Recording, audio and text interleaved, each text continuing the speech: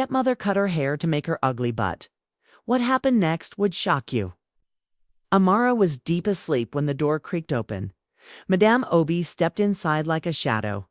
In her hand she held a pair of old iron scissors. The moonlight touched, the sharp blades making them glint. The house was silent. Outside, the wind rustled the leaves. Inside, the only sound was Amara's slow breathing. Madame Obi's heart pounded with wicked joy. She had watched this girl for too long, watched her be loved, watched her be praised. And now, tonight, that would all change. She leaned over the sleeping girl. Amara's long black hair flowed across her mat, soft and beautiful. The hair was her pride. It was admired by all, and it was about to be destroyed. Snip! A thick lock of hair fell to the floor. Another snip, another lock. Soon Madame Obi's sharp scissors moved faster and faster. The hair fell like rain. The girl's head now looked uneven and ugly bald patches, broken strands, tufts sticking out in all directions. When she was done, Madame Obi stood back smiling. If I cannot break her spirit, she thought, I will ruin her beauty. Madame Obi's hatred was old and bitter. Ever since she married Amara's father, she had burned with jealousy. Amara's mother had died when the girl was just 8. A year later, her father remarried this woman, Madame Obi, sharp-tongued, smooth-faced lady. Madame Obi brought her own daughter, Ad-eyes dotted first. Madame Obi acted sweet. She braided Amara's hair, called her my dear. But inside her heart boiled. She saw how the villagers loved Amara. Amara was not only beautiful, her spirit shone bright. She helped the blind woman cross the road. She carried palm oil for an old widow. She calmed children when they fought. Even the palace guards bowed their heads when Amara passed. Madame Obi hated it, no matter how many beads or fine clothes she gave Ad-eyes. Her daughter could never match Amara's charm. Slowly her kindness faded. Her smiles turned cold. Things began to disappear. Amara's scarf, her best slippers, her late mother's necklace. When Amara asked, Madame Obi would shrug. Maybe you lose things because your head is always in the clouds. She said, then one day everything changed. A royal messenger rode through the village square. Villagers gathered, listening with wide eyes. By decree of His Highness, Prince Ikena of Enugu, a grand festival will be held. Every young maiden is invited. The prince will choose his queen at this festival. Excitement swept through the village. Mothers brought out old jewelry. Girls screamed with joy. Oh, the bead makers. And tailors worked through the night. Even Ad-eyes smiled proudly. She believed she would catch the prince's eye, but it was quiet. Amara, who dreamed the sweetest dream. She imagined herself in the palace. Her hair shining, her dress flowing, her heart full of hope. She did not tell anyone, but that night, under her mat, she unfolded a strip of gold cloth she had saved for years, across the yard. Madame Obi saw her and felt rage boil inside. So, the girl still hopes, she thought. Let us see how long that hope lasts. The day before the festival, Madame Obi called Amara. She handed her a long list. Wash every wrapper in this house twice. Clean the goat pen until it smells sweet. Fetch water from the far stream. Cook for the whole house. If even one speck of dust remains, you will start again. Amara's heart sank. The tasks would take the whole day. She would have no time to prepare for the festival. But she said nothing.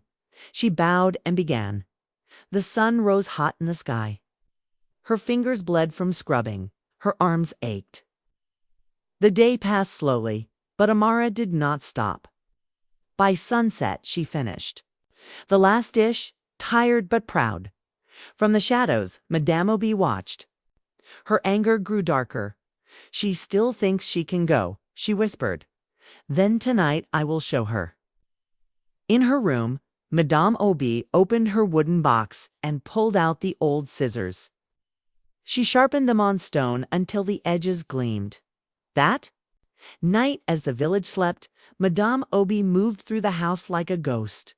She entered Amara's room and crouched by her side. Snip, snip, snip. Hair fell around the sleeping girl. By the time she woke with a scream, it was too late. A loud cry echoed through the compound. Birds flew into the sky. Neighbors paused in shock. Inside the room, Amara stood before the mirror. Her hair, her pride was ruined. It looked like a field after a storm, tufts and bald spots everywhere. Beads hung from broken strands. Madame Obi stood in the doorway, arms folded, smiling. "What is it, Amara?" she asked in a false, sweet voice. "Don't you like your new look? Go and see if the prince will want a girl who looks like a plucked chicken." Amara said nothing. Slowly, her hands reached for her late mother's scarf. She wrapped it around her head, knot by knot, each knot a prayer. Then she opened the door and stepped out barefoot into the cool night. Her shoulders were straight, her head held high. She walked past the fields, past the palm trees, toward a small clay hut. It belonged to Mama Nkechi, a wise old woman who was known to heal broken hearts. Amara fell to her knees at the door. She, took my hair, my pride. "My chance," she whispered, Without a word, Mama Nkechi helped her inside. Her old eyes looked deep into Amara's soul, not her hair, not her scarf, but her spirit. "They tried to humble you," Mama Nkechi said, softly. "But shame fears women who rise." She gently untied the scarf. Then, with palm oil, beads of bone and wood, and careful hands, she braided Amara's hair anew. Each braid spoke of strength. When she was done, Mama Nkechi handed her a mirror. Amara looked. In the reflection, she did not see a victim. She saw a quiet fire, ready to burn through anything that stood in her way. The night of the festival had arrived. Entire village was alive with excitement. Drums echoed through the air. Lamps were lit all along the paths. The palace glowed like the heart of the sun. Girls dressed in fine silk and colorful wrappers hurried toward the gates. Their hair was piled high, dusted with gold, and crowned with flowers. Madame Obi and Adais stood by the entrance. Adais wore a gown of deep blue and gold. Her hair was carefully braided and full of beads. She looked pleased with herself, her chin held high. Beside her, Madame Obi watched the road with sharp eyes. A wicked smile curled her lips. "She won't." "Come," she whispered to Adais. "Not with that ruined head, but far away, past the fields." Amara stood in the quiet of Mama Nkechi's hut. Her head was now covered in tight, neat braids. No gold, no fancy ribbons, just beads of wood and bone, full of old strength. Mama Nkechi stood beside her. "Remember," the old woman said softly, "when the lioness walks into the forest, the trees do not ask about her mane. They part, because they feel her power." Amara looked into the small mirror. What she saw was not a servant, not a girl broken by shame. She saw a flame, a quiet fire. And with her head high, she stepped out into the night, barefoot, wearing a simple ash-colored dress she had sewn with her own hands. Amara walked toward the palace. The road was long. The lights of the festival shone in the distance. As she neared the palace, people noticed her. "Who is that?" Stum whispered. "Is that Amara?" Others gasped. She wore no jewelry, no fine perfumes, no golden crown. But something about her made the crowd fall silent. Even the palace guards straightened as she passed. Inside the palace, the great hall was full of music and laughter. Girls twirled in their gowns, their hair shining with gold. Prince Ikenna sat upon his throne watching, with polite eyes. One by one, the maidens bowed before him, hoping to catch his gaze. Madame Obi and Adais entered proudly. Adais curtsied low, smiling sweetly. But the prince barely looked at her. His gaze drifted across the room, and then froze. The music did not stop. But suddenly the mood in the hall changed. At the entrance, Amara had arrived. She walked calmly, barefoot, with her simple dress and her crown of short beaded braids. No fear in her eyes, no shame in her steps. The crowd whispered, "Is that really her?" But look, she carries herself like a queen. Kenna stood. He stepped down from his throne, his eyes locked on her dot. The room watched in breathless silence. Madame Obi gasped, her face pale. Adais clutched her mother's sleeve. No, it cannot be, Madame Obi whispered. But Amara walked straight ahead, her back straight, her head high. She stopped before the prince and gave a graceful bow. Prince Akena smiled. I have seen many faces tonight, Kay said in a clear voice.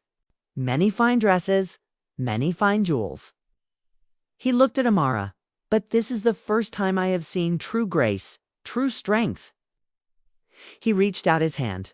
Will you dance with me? A crowd murmured in shock. Madame Obi's mouth fell open. Adais looked ready to cry, but Amara calmly placed her hand in the prince's, together. They stepped onto the dance floor. The drummers began to play. The rhythm filled the hall. Amara danced not with pride, not with arrogance, but with quiet. Strength. Every step she took told a story. I am here. I did not break. The prince watched her with admiration. The crowd could not take their eyes off her by the end of the night. There was no doubt. The prince had made his choice before the entire court. He spoke. I came to this festival seeking a queen not just for beauty, but for strength of heart. And here she stands. He turned to Amara. Will you be my queen? The hall exploded with cheers. Madame Obi stood frozen, her face white with rage. Adais ran out in tears, but none of that touched Amara. She smiled softly. Her heart calm. I will, she said. From that night on, the story of Amara spread far and wide. Not because of her beauty, but because of her spirit. And though Madame Obi returned home in shame, the village of Humiliate never forgot what they had seen. For they had learned a simple truth. You can cut a woman's hair. You can try to shame her, but you cannot destroy her spirit.